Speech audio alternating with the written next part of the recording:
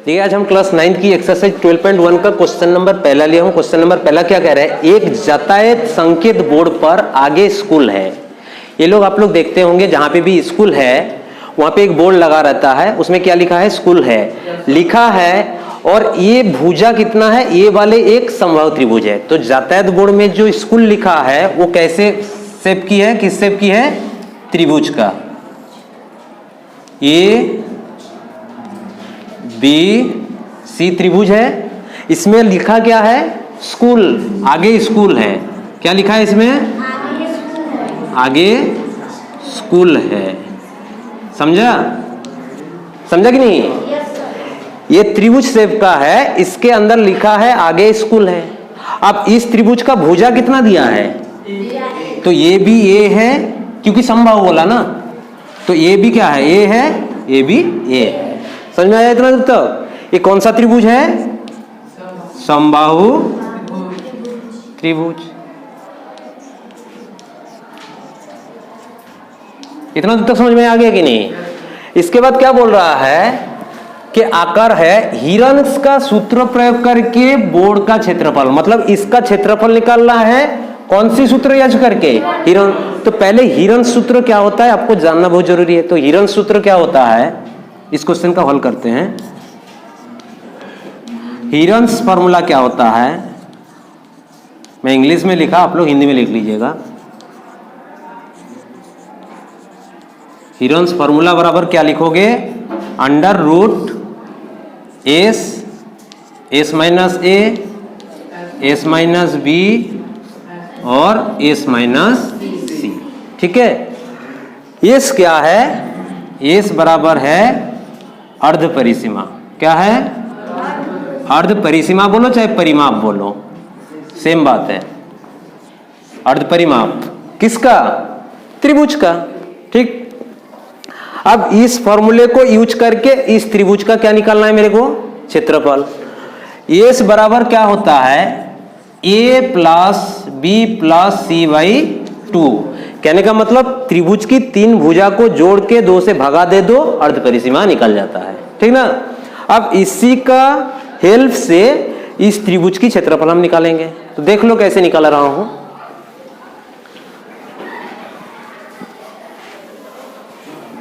देखो, इस फॉर्मूले के लिए हमको त्रिभुज की भुजा पता होना जरूरी है कि नहीं। भुजा पता है क्या, ये पता है, ये कितना है नहीं पता है, लेकिन एक चीज क्वेश्चन में दिया है, बोर्ड का परिमाप दिया है। परिमाप कितना दिया है, तो परिमाप क्या होता है ध्यान से समझिएगा। मान लो ये पॉइंट पे हम थे, ए से कहां गए, बी, बी से सी, फिर सी से ए आ जाए तो एक बार घूम गए, मतलब परिमाप होता है। तो कहने का मतलब क्या गए, ए के साथ ए, फिर ए, मतलब ए प्लस ए, कितना घूम गए, 3a। यही तो परिमाप है। लेकिन क्वेश्चन में हमको परिमाप कितना दिया है, तो हम क्या लिख सकते हैं, प्रश्नानुसार हम क्या लिख सकते हैं बताओ तो। प्रश्नानुसार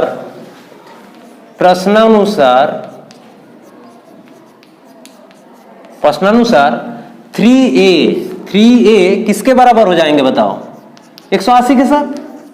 क्यों, क्योंकि परिमाप हमको क्वेश्चन में कितना दिया है, और हम इस फिगर से कितना निकल रहा हूं, तो 3a 180 के साथ बराबर हो गया। अब इसमें से a निकाल लो, ये कितना हो जाएगा, a बराबर 180 अपन 3 से काटेंगे तो 60, तो ये कितना आ गया, तो ये भुजा कितना हो गया तब 60, ए भी कितना हो गया 60, ए भी कितना हो गया 60। आप ए से निकाल लो, एस कितना होगा बताओ, ए के जगह में कितना रखेंगे, बी के जगह में भी, सी के जगह में भी, अपन 2, 180 अपन क्या हुआ 2 ना हुआ, तो बराबर कितने हो जाएंगे 90। ये समझ में आ गया कि नहीं। आप एस जब हमको 90 पता चल गया, इस फॉर्मूले में पुट करेंगे, इस फॉर्मूले में पुट करेंगे कि नहीं। तो ये फॉर्मूला हमारा क्या है बताओ, ये फॉर्मूला है अंडर रूट, पहले रूट लगाओगे, उसके बाद कौन है, एस कितना निकाल लिए हम, तो 90 लिखोगे। उसके बाद कोष्टक स्टार्ट है, कोष्टक स्टार्ट करोगे, एस के जगह में 90 लिखोगे, माइनस ए कितनी है 60 लिखना। फिर एस कोष्टक लगा के 90 माइनस 60, फिर भी क्या है 90 माइनस 60। ये समझ में आया कि नहीं? आ गया ना? क्लियर? अब इसी को क्या करोगे, थोड़ा सा सिंप्लीफाई कर दो और कुछ नहीं है। इसको क्या करना है, थोड़ा सा सिंप्लीफाई कर लेना है। कैसे करेंगे देखो, अंडर रूट 90 है, 90 लिखना, यहां पे कितना हो जाएगा, 90 से 60 घटाओगे तो 30, ये भी कितने होंगे 30, ये भी कितने होंगे 30। आप रूट से निकालने की तरीका बहुत सारे हैं, लेकिन मैं जो बताऊंगा वो थोड़ा आसानी से निकाल लोगे। देखो यहाँ पे कितने 30 है, 90 को 30 बना सकते हैं कि नहीं, 90 बराबर 3 इंटू 30। तो और एक लाइन में हम क्या लिख सकते हैं, 3 इंटू 90, सॉरी 3 इंटू 30, 3 इंटू 30, 30 जैसे है ऐसे रख दो, 30 30। ये समझ में आया कि नहीं?